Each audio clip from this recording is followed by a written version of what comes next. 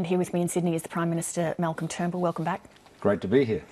You've set up the ABCC as a trigger for a federal election, a double dissolution, no less, a very rare event in Australian politics. How many Australians do you think have actually heard of the ABCC, let alone care? Well, I think many Australians, many if not most Australians, are very well aware of the level of lawlessness and corruption and waste in the construction industry. The Hayden Royal Commission set it out very graphically, if we had reason to doubt it. There's about 100 officials of the CFMEU and members of the CFMEU in facing court proceedings at the moment. There has been a degree of lawlessness in that construction sector that was identified by the Coal Royal Commission years ago. The Howard government set up the Australian Building and Construction Commission to have a strong industry watchdog, which reduced disputes. It improved productivity by 20%. The Labor Party in government, Mr Shorten, in fact, as the Minister, abolished the ABCC. And what have we seen? Industrial disputes rising, lawlessness rising. Do you know, Leigh, nearly 70% of all of the industrial disputes in Australia are in the construction sector. And that tells you that Hayden was right, and I believe we are right, in saying there should be a special regulator. You mentioned improved productivity, but a report by the Productivity Commission in 2014 found that the introduction of the ABCC didn't improve construction productivity overall, and nor did the removal of it have a negative effect. Overall, its impact was fairly marginal. Well, I think you'll find that's not right. Well, I've got the report right here. Well, I'm sure you do, but there is plenty of work being done on this by independent economics and others that show there was an increase in productivity following the introduction of the ABCC. You're going to call a double dissolution election over it. Is the whole nation's future at stake over this one oversight body? No, this is a double dissolution election, let's be clear, is just an election. There is the reason it is special is because all of the senators go up for election instead of just half. The reason you have the double dissolution mechanism is because in our parliament, we have a House of Reps and a Senate, and they have pretty much equal power. So when they can't agree, when they persistently can't agree, there has to be a mechanism for breaking that deadlock.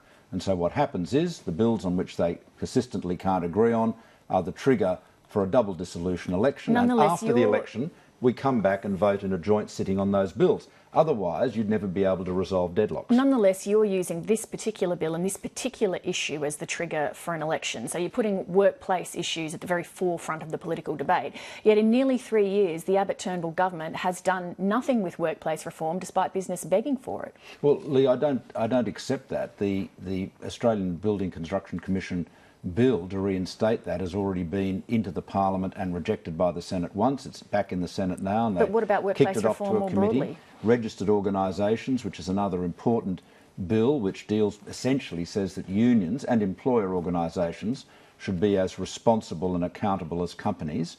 That's actually been rejected by the Senate 3 times. You see, Leigh, the real agenda here, the key agenda here, is how do we successfully continue to manage our transition from an economy that was fuelled by a mining construction boom to a new and more diverse one. And if you listen to anyone in business, what they will tell you is that a big part of that is reform of the industrial relations sector. The outgoing chief of the Australian Chamber of Commerce and Industry, Kate Carnell, said in a recent interview that her greatest failure was in not being able to get workplace relations on the government's agenda.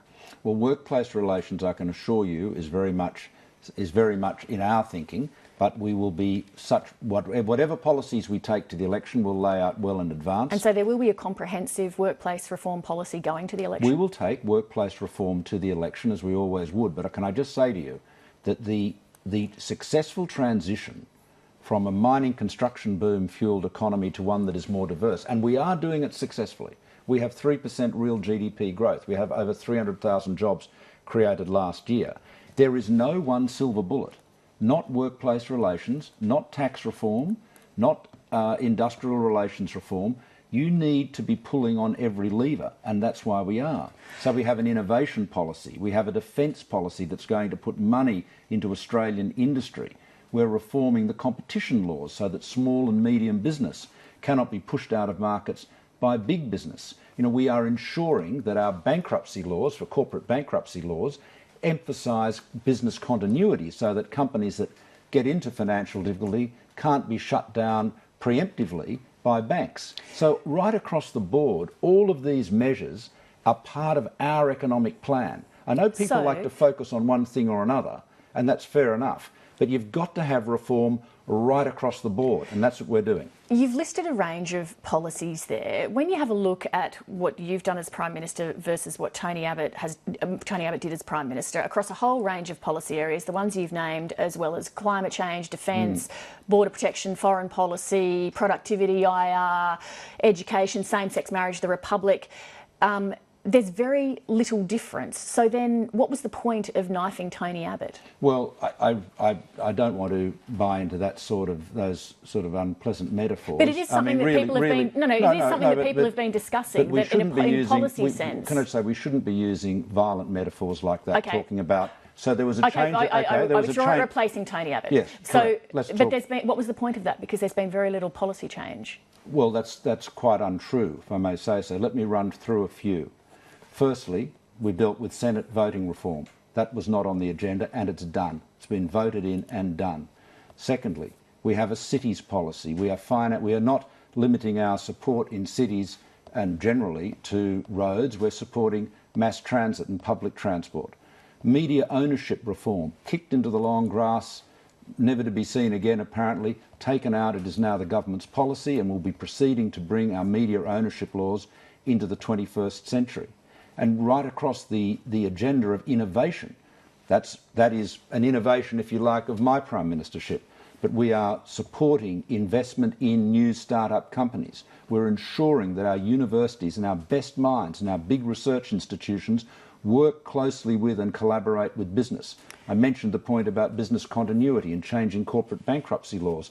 Right across the board, there are many... Look, between Tony Abbott and myself, there is continuity, of course. I was part of his government, part of his cabinet. But there is also a great deal of change.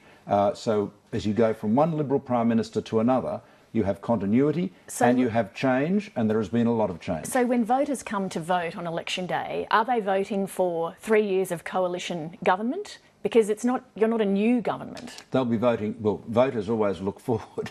They'll be voting for the next 3 years, and they will be deciding who do they think is best able successfully to manage the transition of our economy so that we can ensure that our children and grandchildren have good, high-paying jobs in this, the most exciting time for Australia, and this, the time of the greatest economic opportunities. Okay, and the choice is between me and Bill Shorten. Let's drill down into a few more details of your long-awaited economic policy. You've said numerous times that tax reform is a central part of your economic plan. Is that still the case, and will you be bringing out a tax package before the budget on the 3rd of May? Well, the budget will be on the 3rd of May, and all of our tax measures will be set out in the budget, as they normally are. And why has it taken so long to bring out a tax package? Because when you first became Prime Minister, you were saying that it was imminent that you'd be bringing something out. I don't believe I did, Leigh. Well, you did in an interview with Fran Kelly. You said that it would be coming very soon. Well, May the 3rd is very soon. It wasn't back in October, though. Well, it is very soon. We are now very close to the budget. And can I just say, I know, look, Leigh, the media craves constant news, and it wants politicians to make decisions on the run and provide some new revelation every day. My job as Prime Minister is to make the right decisions and to do so carefully and after due consideration. And if you want a contrast, consider what Labor and Shorten have done.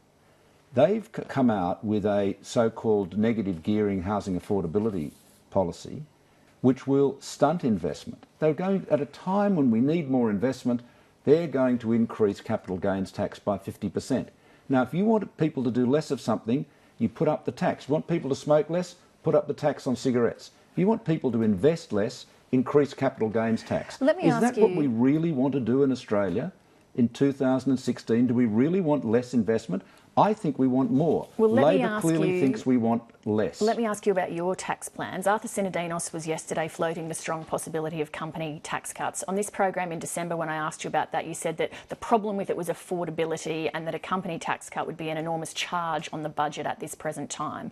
Is that still your thinking or not? Well, the problem is I was offering you, frankly, a penetrating glimpse of the obvious, and I apologise for doing so, but any tax cut is a charge on the budget. But you were implying then that it was going to be a big ask. No, you see, this is the problem with the so friends. Now you think the budget can sustain a company tax cut?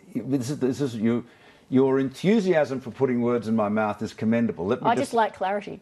Yes, and you should let me finish my sentence. Then I can be clear. Any cut in taxation in revenue is obviously a cost to the budget. Okay, so all of these and everything has to be affordable, and not all of the things you want to do in any budget can be afforded. So the choice is always, and this is why budgets have to be prepared with great care, the choice is between all sorts of competing priorities. And so all of these measures, all of these things that people have an interest in, but there are dozens of submissions being made to the government about the budget. People want this tax lowered, that benefit increased, that benefit lowered, over here, that benefit increased at the expense of somebody else's benefit. All of those submissions are made. And so company tax our cuts, job is to weigh them up. Are you now leaning towards company tax cuts? I'm leaning towards leaning towards the budget on the 3rd of May. What about... And all of those details will be in the budget. By taking, I accept your point about wanting to work through things, but if I take that at face value, by taking so long, though, to release a comprehensive economic policy, haven't you allowed Labor to set the agenda so far in that area, and don't the polls show the public marking you down for that? Well, let me give you the point continue the point I was making about Labor. So at a time we need more investment, they're increasing the tax on investments. Is that well thought out? I don't think so.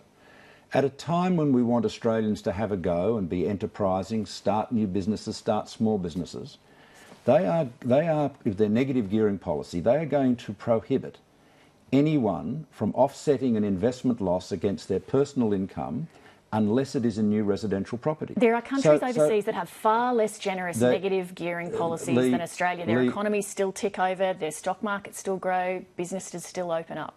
Let me finish. So that means, under the guise of housing affordability, you would not be able to not only buy an existing flat or a house and negative gear it against your personal income, you couldn't buy a shop. You couldn't buy a warehouse. You couldn't buy an office suite. What's that got to do with housing affordability? You couldn't buy a portfolio of shares in public companies. What's that got to do with housing affordability?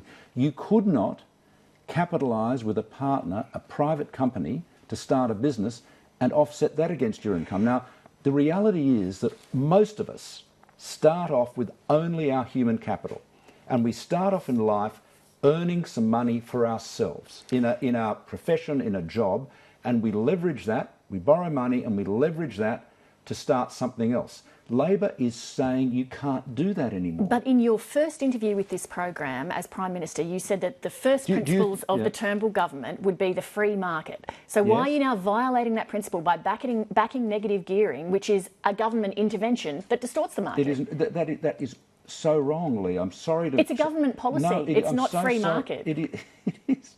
Negative gearing is income tax 101. It's not a tax concession at all. What it means is, it is a fundamental principle of tax law, and has been forever, that you can deduct from your income the interest expense of money that is borrowed to purchase an income-producing asset. It's a government incentive. It is not.